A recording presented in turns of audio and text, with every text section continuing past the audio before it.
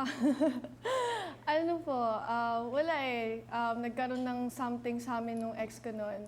Bali, nag-cheat po siya sa akin. Sa friend ko. And ayun, hinayaan ko na lang din. Parang Again, I'm sorry, nag-cheat siya, sa friend ko. friend mo pa. Yes. Okay. So, parang Close na, malapit na kaibigan? Close, close po. So ako, hinayaan ko na lang, kumbaga parang ang akin. Karma na lang yung bahala sa kanila.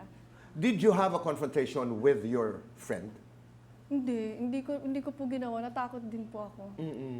Pero yun ang naging dahilan kung bakit hindi natuloy yung pagpapakasal. Kasi hindi ordinaryong date eh. Kasal ang hindi natuloy Kasal po eh. Eh yun, hinayaan ko na lang po. Pero galit ka sa kaibigan mo. ngayon, tanggap ko na eh.